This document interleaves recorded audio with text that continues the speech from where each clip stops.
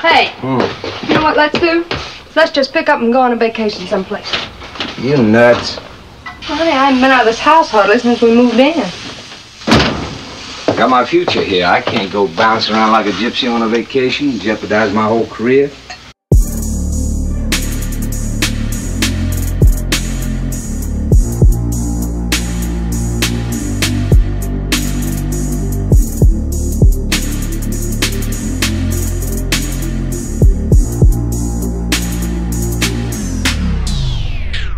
If you love listening to this show, please consider giving a rating and a review on Amazon Alexa or wherever you listen. We want to continue bringing you this amazing content, and part of our ability to do that means that we need a big audience. Now, it may not seem like much, but rating and reviewing the show will help more people find us, just like how you found this show. Simply on any podcast platform, search for a show, scroll down to the bottom, and push 5 stars. It's that easy. Thanks for supporting the show.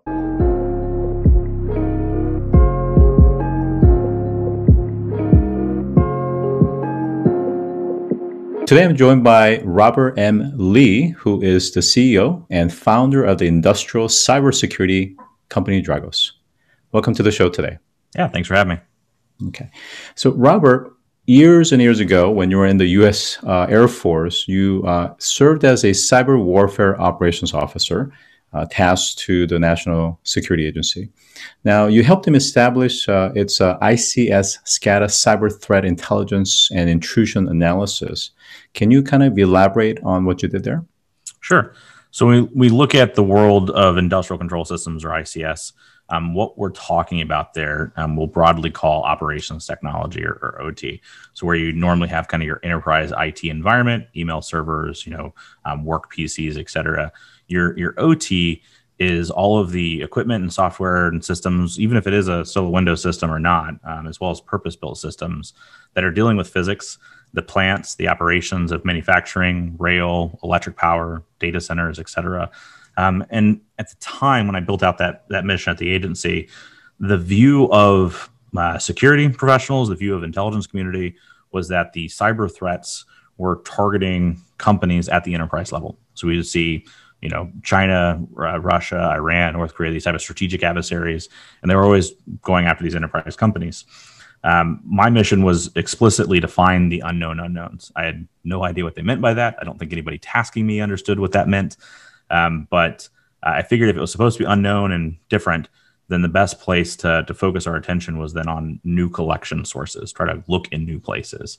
In my background, I've been dealing with industrial control systems, and so I focused the mission there. And really the whole point was, can we identify attacks and intrusions, or these efforts by adversaries to break into companies, and pattern those out and learn from them? And can we understand how to then defend better next time, or apply a better defensive strategy overall? And what we found, of course, was that, shocking to everybody at the time, there was lots of different threats that we'd never even heard of before, state actors we hadn't even been tracking, as well as teams in the states that we've been tracking, explicitly targeting industrial organizations and the industrial side of the house. So it was kind of a new thing for a lot of folks, and it was pretty exciting to see. At the same time, it's pretty depressing to see. You don't want to really see people targeting electric power and so, but pretty interesting. Yeah, so thank you for defining the industrial control systems for us and the importance of industrial infrastructure. And I think, just again, for the audience purposes, when we talk about industrial, we're talking about some critical infrastructure that are providing kind of the fundamental mission critical services that we depend on. So these are energy and energy grid. These are things like certain infrastructure, whether it's civil infrastructure or other types of infrastructure, including telecommunication, that provides these fundamental. And I think when we think about cybersecurity, to your point, we tend to think in terms of the confinement of an enterprise, whatever that means. But oftentimes, if you were to, let's say, take a walk along the oil and gas refineries, or take a walk along the electric grids, that's kind of going across the country, you'll find these kind of, boxes and little, components that are kind of hanging out there. Maybe there's a lock, maybe there's not a padlock, but, they're much more vulnerable than we think that they are. And really, there's really no proper accounting for them. Is that correct? That's correct. So there's a lot more security being done by the infrastructure companies than I think people often give them credit for, but not as much as we need, knowing what the threat is. So if you were pre-2015 in this world, there wasn't a lot of insights into what the threats actually were doing. So there's a lot of, well, you could do this, you could do that. It was like art of the possible stuff. There was no demonstration of, yes, these things are happening in a way that's targeting civilian infrastructure. We've seen some cases before, but not widely. And really post 2015, we started getting a lot more insights into this attack is happening. Here's how this attack happened. Look at these 20 or 30 incident response cases, et cetera. That's when I think it was really incumbent on the asset owners and operators, the infrastructure owners, to then say, okay, there's real risk here. And yes, we need to first get visibility into these environments to figure out what the heck do we have and how is it connected. There's this whole digital transformation story happening around the world of our infrastructure getting hyper connected. So, wow, where are those connections and how is that happening? And then there's the security of it of, well, let's figure out when these things are getting abused and detect things like threats and respond to them. Yeah. So when we think about, for example, the sector of oil and gas, for instance, I think they, historically have used a lot of SCADA systems that really are capturing data, various sensors, but it really historically require downloading to maybe a laptop or some sort of system and then batching it and processing kind of offline.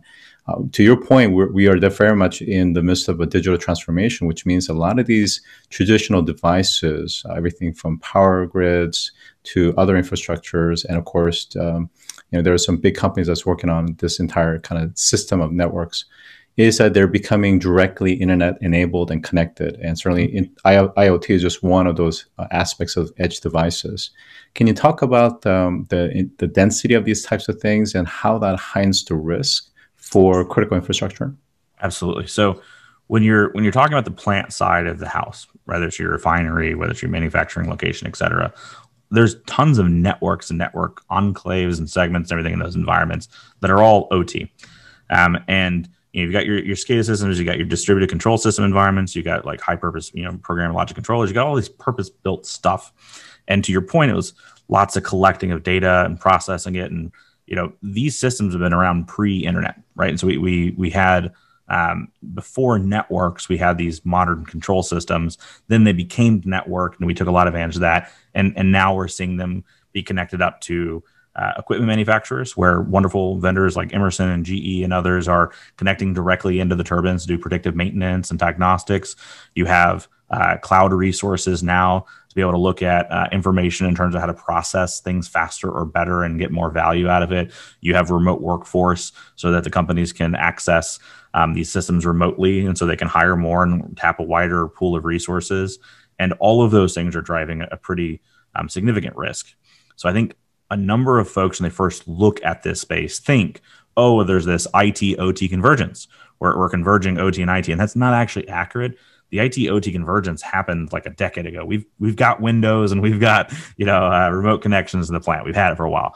What the convergence is, that digital transformation story we're talking about, plus adversaries that are explicitly interested in ICS. Those two things are now converging really for the first time, which is this decade. And that's a lot of risk that people didn't appreciate. And I'm seeing a lot of board level discussions on this, which is entirely new. That this is not a topic 6 years ago I would have thought would have been a board level topic. But the boards and the CEOs have been told, oh, our plants are segmented, or they're off in their own thing, or, well, we're compliant. We've rolled out the compliance. We're fine. And now they're realizing compliance was the trailing edge, good to do, but not necessarily the same thing as security. And these plants and infrastructures are absolutely getting hyper connected. And they're sitting there going, okay, well, now we have all this unappreciated risk. And I'll tell you, one of the more interesting observations I have when briefing boards and folks is the realization when a CEO realizes that they're spending more money on their website security than they are their gas turbine security. There's a light bulb moment that happens there for them. And I don't think that's the intended effect at the board. Yeah, I really, really like that analogy, that very poignant, really statement that you look, what's more important, the gas turbines that's actually keeping everything on and operating, or the website? And of course, both are different kinds of risks. Now, let's talk specifically about Dragos and the platform and how you guys are analyzing multiple data sources, including protocols, network traffic, data historians, host logs, for example, as well as maybe asset characterizations and anomalies? And how are you specifically tailoring to the ICS OT environment to understand what's really happening and be able to pinpoint those malicious behavior on the network? Great. Yeah, absolutely. So, from a Dragos perspective, we're a technology company, we're a software company, as you mentioned, with the Dragos platform thing. But one of the unique ways we approach this that hadn't really been done, although I think it's a pretty obvious playbook, but it's an important one, is we first went out and hired as many of the experts as we could find. So we built a services team, the kinds of folks that are going in and doing incident response around the world and actually responding to these attacks and helping people get prepared for them. And we also built out an intel team, the folks that are actually out there tracking the threats. And so when it came time to build the technology, we weren't over leaning on, well, what cool technology is going to be the most disruptive? Let's throw AI at it because AI sounds disruptive. We didn't take it from that lens. We looked at it from, well, knowing the mission firsthand and having insights of what we're trying to reduce the risk against. What is the best way to do this? And what we found was that the most important thing for us was to figure out how to scale that human expertise. That sort of quote unquote innovation for us wasn't some new technology stack that had never been seen before. Although I'll still say we do some interesting things in the technology. It was really about, again, how to scale human expertise and make sure that these companies that are very mature and large companies who have never really done a lot on the OT security before inside the house don't have the feeling that they've got to build an entirely new OT security team and redouble all their efforts and all this effort. How do we figure out how they can get running with this pretty quickly? And a lot of our focus is through that technology, allowing them to get visibility of what they have, understand protocols, understand the assets. Hey, the gas turbine was doing this last week. It wasn't doing it this week. What's going on? What's the difference in delta there? And also understanding those things like connections and remote access, but specifically looking for the patterns of behavior we've seen before that are malicious. So instead of just using machine learning to identify random anomalies in the environment, which that can be valuable and that's fine, instead of just doing that, though, and throwing a million contextless alerts in front of an analyst who's not going to know what to do with that, let's say, hey, when we've seen a modification of a human machine interface interacting with an electric digital relay, and we've seen it in this way, it's because we saw this in an attack in Ukraine in 2015. So here's this pattern of behavior, and how do we codify that so that when it happens in their environment, not only do they see it and it's highlighted and prioritized for them, but they have all the context of here's what this is, and here's how we responded to it. Here's how we did this last time we came across this scenario. And in that way, not only are we helping people, again, kind of get that visibility and understanding, but we're really empowering them to have all the knowledge of our team at their hands through that software. And so that's kind of the approach we take. Yeah, makes sense. And just to that point is that, when we're talking about, for example, staying with the turbine example, there is, there's going to be a difference between maybe something wrong happening more from a maintenance perspective versus a more like an actual intentional attack. And to that point, this notion of codifying lots of kind of historical or past attacks, I mean, that's an ongoing effort, correct? And then the other thing that I wanted to ask is, that's kind of looking back, but how is the system able to kind of predict as those behavior change? And maybe there isn't a benchmark per se, or would you say that there's always some resemblance in some prior pattern, but maybe with slightly different modification or behavior? Oh, absolutely. This is good. So there's really 4 broad categories to do detection, right? And without getting into all the technical nuance of it, I will say, 2 of them relate to, can you understand your environment so well that you know when something is wrong? And it has nothing to do with the adversary whatsoever. It's just, I know my environment, I know how it's supposed to operate, something's wrong. The value of that is you don't need to know anything about past attacks. The problem with that is you don't then have context of what you're looking at, and so it takes a lot more effort by the analyst to then add that context. The other 2 types of detection both relate with looking backwards and saying, hey, what have we seen before? But to your point, there's resemblances of those behaviors that cross not only across different attacks, but cross between different states and groups and teams doing these things. And that would specifically be threat behaviors.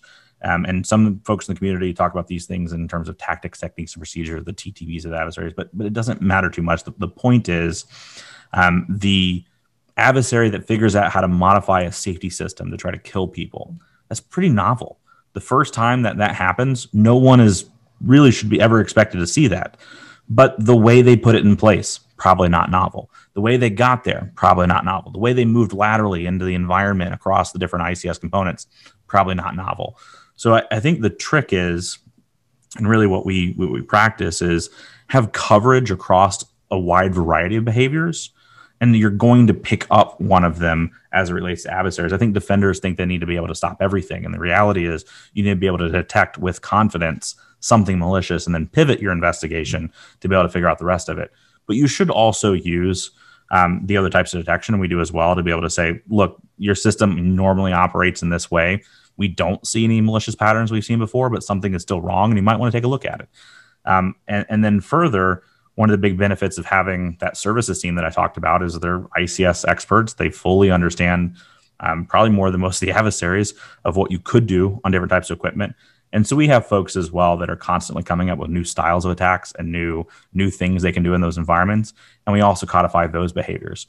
So our customers not only get kind of the what is system normal and let's look into that, which is the more the predictive like approach, but they also get here's everything we've seen adversaries do before and what likely will be shared between adversaries. And here's all the new novel ways that we think we can do it as well. And it's really in that package that you can get a good defense strategy. I don't want anybody over relying on any one thing when it comes to trying to defend against criminals and state level adversaries.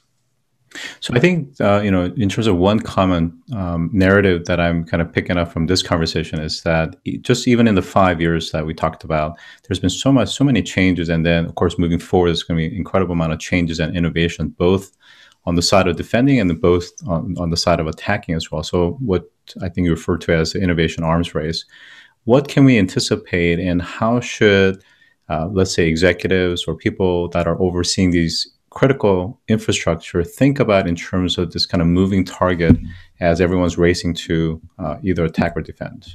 Yeah, absolutely. So the first thing I'll say is on both the defender and the adversary side, it is a common ground that you must understand the environment you're in. And so I spent most of my time at the NSA on the defensive side, but I spent some of my time in the government on the offensive side as well. And it's not just you find some exploit or whatever and magic happens, right? You break in and then you deeply learn and understand the environment.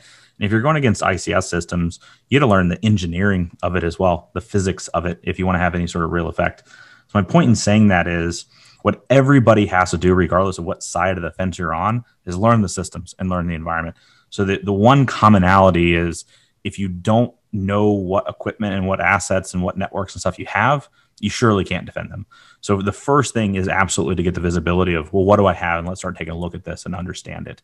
Then the next thing as we look towards kind of innovation in the adversaries and innovation of the defenders is I think it's completely appropriate that the adversaries can spend more resources to come up with some new and novel attack.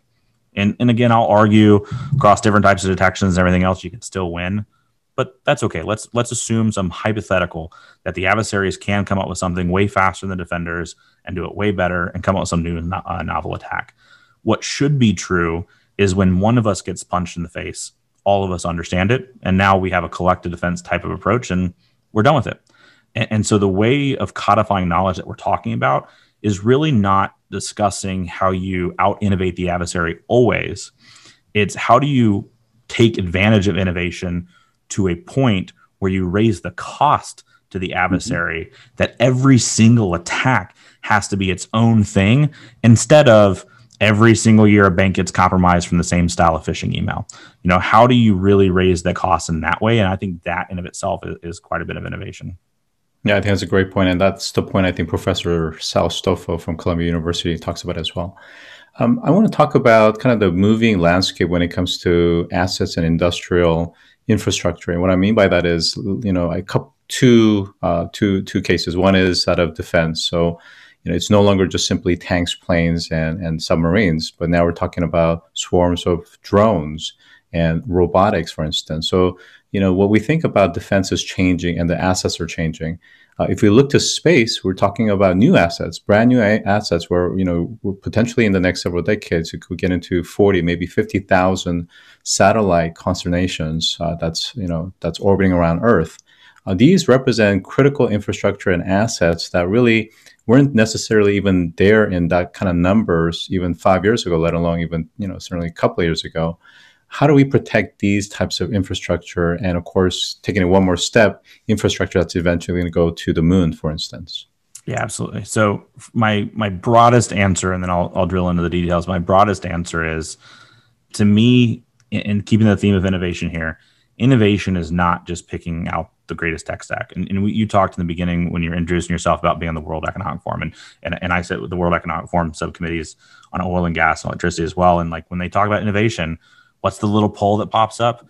What's going to, disrupt the industry most? IoT, blockchain, AI, and it's a very technology focus. And to me, I'm not trying to badmouth anybody, but that's not the innovation that I look for. What I look for in innovation is who and how can you understand the mission objective and then bring to bear whatever the right technology and understanding and packaging is to satisfy that mission in a new and efficient way.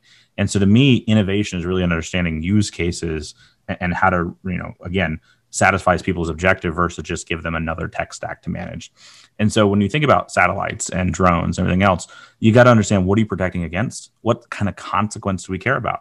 Because security is not just this layer of abstraction that you put over top of systems. It's really a discussion of risk management of what am I trying to reduce the risk towards. So I don't want you to be able to blow up a refinery. Okay, well, what are the different ways I could blow up a refinery? Let's put security around those. Well, what does it relate to a satellite? Okay, well, I want to make sure the satellite stays orbiting the Earth or whatever body that we're orbiting. I also want to make sure the communications from the ground radar station is actually staying in sync. So what are the actual objectives? And then you'll develop security around that. And I think it's going to take a lot of different applications of what we know how to do tailored to those missions.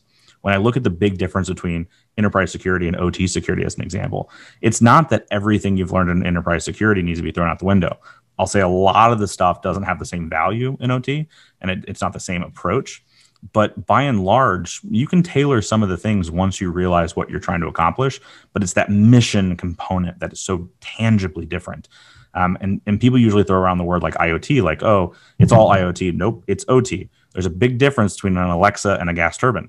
But it has maybe the same chipset on the side of it. That's not the point. The point is the physics and the mission. So going back again to the satellite discussion, I imagine we'll see a lot of different security applications around it. What I hope we don't see is a race to disrupt and innovate versus understand what is the requirement, what is the mission objective, then how can we bring to bear our expertise to actually satisfy that. Yeah, I think that makes perfect sense. So with that, I've been joined by Robert M. Lee, who is the CEO of Dragos. Thanks for joining today. Thank you. If you've enjoyed this episode, take a moment to rate our show on any podcast platform that you listen to. Scroll down to the bottom and push 5 stars. It's that easy. And as always, thanks for listening.